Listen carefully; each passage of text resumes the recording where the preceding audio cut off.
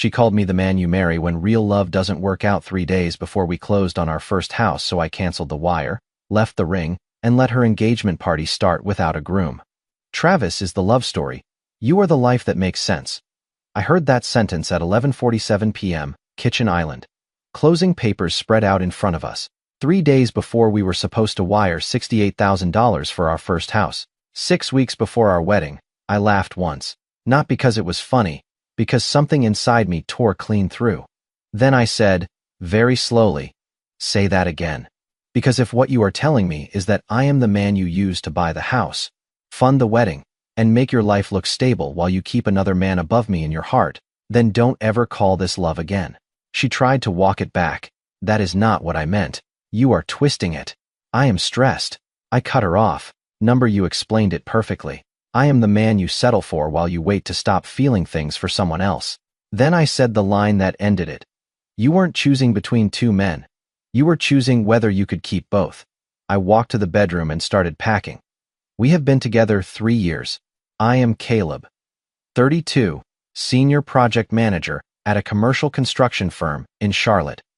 She is Brooke, 30, brand partnerships director for a boutique fitness company, engaged for 8 months, living together in South End. Wedding booked at an Asheville vineyard.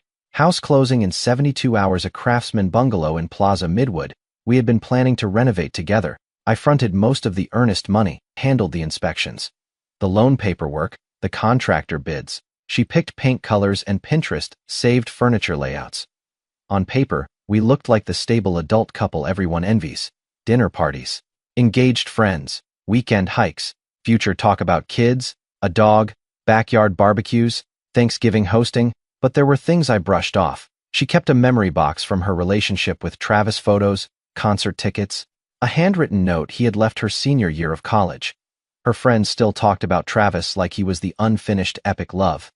At least this one will actually marry you. Her maid of honor Emily once joked. Brooke didn't correct her. She had called me safe once. The tone felt off. Travis came back into Charlotte's social orbit 6 months ago after a breakup. Co-owns a bar and event space near Lake Norman now. Brooke started acting distracted whenever his name came up. Last week, she got a FaceTime from him. Killed it too fast. Claimed it was work-related. I let it go, like I always did, until Thursday night. We were reviewing closing documents, numbers, signatures, timelines. Her phone buzzed. Travis again. She declined it, but her face changed. I was tired. Tired of pretending I didn't notice. Tired of being the reasonable one. So I asked the question I had been avoiding for months. If he called you tomorrow and wanted you back, would any of this still be happening? She looked at me like I had just pulled a pin on a grenade. Caleb, don't answer the question. Long silence. Then she said it. Travis is the love story. You are the life that makes sense. I didn't yell, didn't throw anything, just stared at her. She kept talking, trying to soften it. That came out wrong. You know I love you. You know I choose you. This is our life, our house, our wedding. I am here, aren't I? I said. You need the life. That is not the same thing as loving me. She followed me to the bedroom, panicking now. Don't do this over one sentence. You know I love you. Please don't blow up our life. I zipped the duffel, grabbed my laptop bag, turned around. Number, you need the life. I am just the man who makes it possible. I left, crashed at my best friend Seth's place in Noda. Next morning, I called the lender, stopped the wire transfer, told the attorney I was no longer proceeding with the purchase, took my name off everything I legally could, went back to the apartment while Brooke was at work, packed essentials, took my documents, my grandfather's watch, the framed photo of my dad, left the engagement ring in an envelope on the kitchen counter. Inside, I wrote one line. You finally said the quiet part out loud. Brooke started texting around 2 p.m. Please talk to me. You are making this bigger than it is. We can fix this. Then, around 6 p.m., don't embarrass me tomorrow. Tomorrow is our engagement party. 80 people. Brewery venue in South End, paid deposit months ago. I told her I wouldn't be attending. She called 11 times that night. I didn't answer. Then I got a text from Emily. You need to know what Brooke said after you left. I called her. Emily said. Brooke had shown up at her place that afternoon, crying, asking what to do about the engagement party. Emily asked what actually happened. Brooke told her a version of the fight, left out the Travis part. made it sound like I overreacted to wedding stress. Then Emily asked directly, "Did you say something about Travis?" Brooke went quiet, then said, "He was never supposed to actually leave over that." Emily went silent on the phone. Then she said, "Caleb, I need to tell you something." I thought the worst thing she would ever say to me was what she said in the kitchen. I was wrong. That was just the first time she forgot to lie. Update 1. It has been 6 days. Thanks to everyone who said you made the right call, and don't go back. I am not. Here is what happened. Saturday, engagement party day. I stayed with Seth, turned off my phone. We drove up to Pilot Mountain, hiked for 5 hours, didn't talk about it. Brooke went to the party. Alone, Emily texted me Sunday morning, said she needed to talk. We met for coffee in Plaza Midwood. She looked uncomfortable, started with, "I wasn't going to get involved, but you need to know what she has been saying." At the party, Brooke told people I was overreacting, weirdly jealous about an old relationship, going through something and needed space, still planning to work things out. She played the role. Gracious. A little sad. Brave. The story almost worked. Except, I didn't make a scene, didn't post anything, didn't contact anyone. That silence became loud. People started noticing the math didn't add up. Then, after a few drinks, Brooke said something to one of the bridesmaids. Emily overheard it. He was never supposed to actually leave over that. Not I messed up, not I hurt him, just he wasn't supposed to leave. Like my reaction was the miscalculation, not what she said. Emily pulled out her phone, showed me screenshots from the bridesmaids group chat, messages going back 4 months. Caleb is who you pick when you want a life that works. Travis is the one that still does something to me. I know Caleb is the right choice. Right choice. Not the man I love most. I read them twice. Hands shaking. This wasn't one cruel sentence under stress. This was her actual worldview. I had been cast in a role, and I was the only one who didn't know. Monday afternoon, Brooke showed up outside my office. I was walking to my truck. She was leaning against it. She looked rough. No makeup. Hair pulled back. Exhausted. "We need to talk," she said. I unlocked the truck. "Number we don't. Caleb. Please." I stopped, turned around. She said, "I choose you. You know I choose you. I want our house, our wedding, our life." I was just venting. "You know what I meant," I said. "You don't get to stand here and call it venting after asking me to build a life inside a truth you never gave me." She started crying. "Please, don't do this. You know what I mean?" I was angry. "I didn't mean it like that." I said the line that ended the conversation. "What I know is that you wanted my devotion and his mythology." Then I got in my truck and left. Tuesday, Emily called again. There is more. She told me Brooke had been helping Travis with branding materials for his new venue. Copy for social media, event planning advice, design feedback. Not an affair in the obvious sense, worse. While we were tasting wedding cake and discussing backsplash samples for the house, she was investing emotionally in his next chapter. Building his dream while planning mine. Emily said, "I thought you should know." She wasn't just keeping him as a backup, she was actively part of his world. Wednesday night, Brooke's mother called. "Linda, I have always liked her.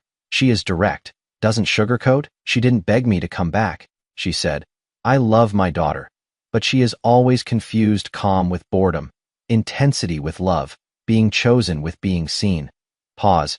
"You deserved better than being her safe harbor while she kept a fantasy alive." I thanked her. She said, "You are a good man, Caleb. Don't let her rewrite that." Thursday, Emily sent me one more thing. An old voice note from the bridesmaids chat from 9 months ago, right after we got engaged. Brooke's voice.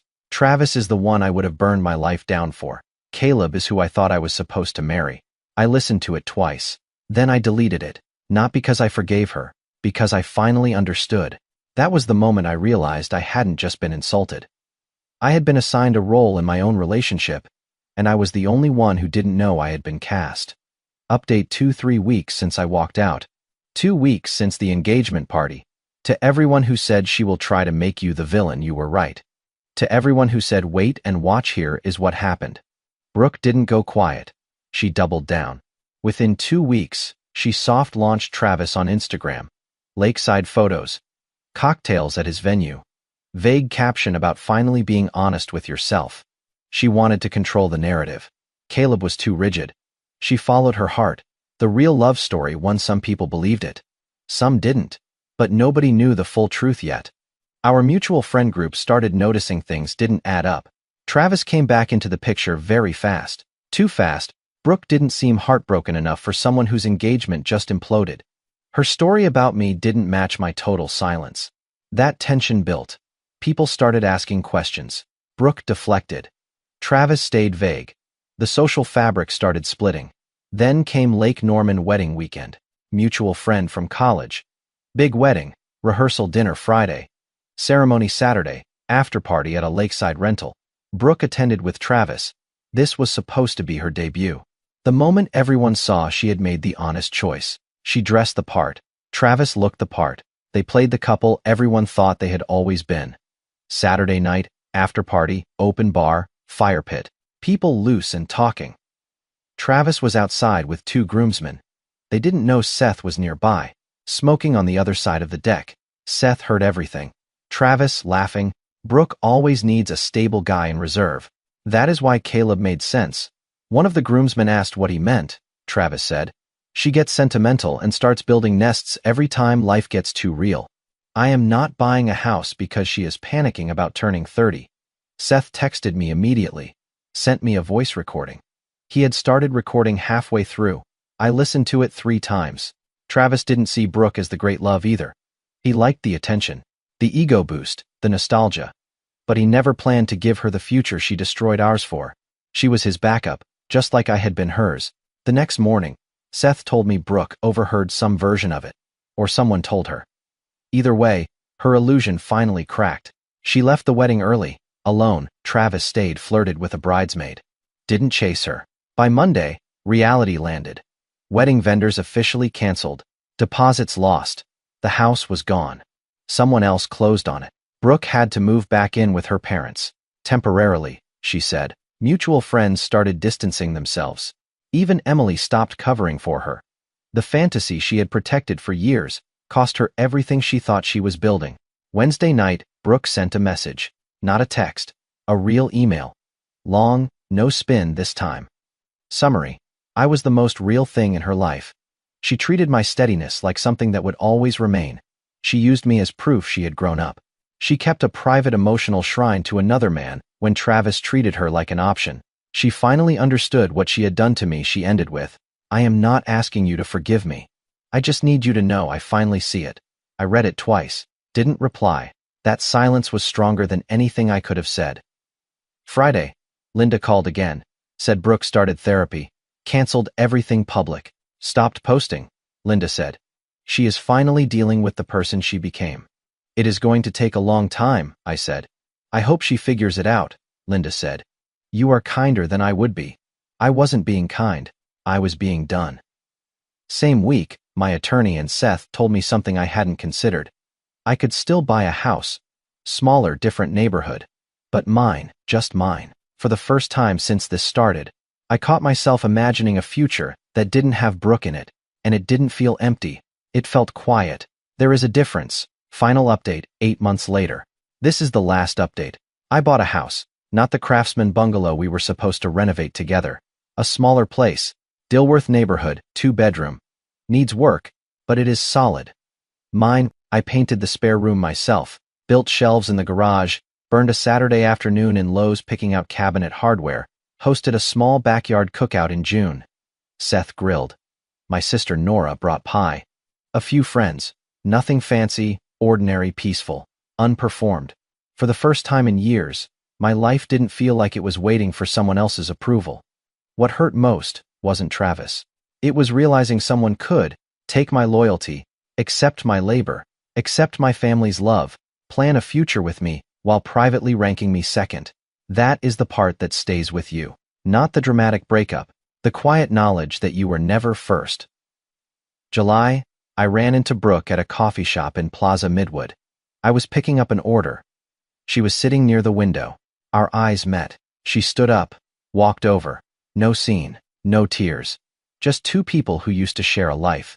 She looked different, quieter, older in the eyes, less polished. She said, "Can we talk?" "Just for a minute," I said. Sure. We sat outside, didn't order anything, just talked. She said, I have been in therapy, working through a lot. I am not going to make excuses, but I need you to know you were never the safe choice. You were the real one. I just wasn't honest enough to deserve real. I believed her. Not because I wanted to get back together, because I could see she would finally stop performing. She asked, "Do you think you will ever forgive me?" I said, "I already have. I just don't belong in that lesson anymore." That was it. She nodded, said thank you. We stood up. She walked to her car. I stayed for a minute, watched her leave. Then I went home. September, I started seeing someone. Hannah, school counselor. We met through Nora's book club. She is kind, straightforward, doesn't play games. I am not trying to replace Brooke. I am just learning what it feels like to be someone's first choice. Not their backup plan, not their stable option, their choice. Last weekend, another backyard cookout. Seth, Nora, Hannah, a couple of work friends. Evening light, grill smoke, laughter. I stood there for a second and realized I didn't lose my future. I lost a future built on someone else's indecision. Brooke thought I was the man you settle down with after the real love story ends. Turns out, I was just the man who knew better than to build a life where I had always come second. To anyone reading this in a similar situation: 1. Don't stay with someone who ranks you as their backup plan. 2. Silence is more powerful than any argument. 3. You don't need their permission to walk away. 4. Being proven right doesn't make betrayal hurt less, but it does confirm you made the right call. 5. Peace doesn't always feel like victory at first. Sometimes, it just feels like a quiet Saturday in your own house. I am doing well, better than well. I have a house I bought myself, a dog I adopted last month, friends who show up, a life that is mine someday. I will probably tell Hannah the full story. But not yet right now. I am just learning to be present in something real. And that is enough. Final update complete.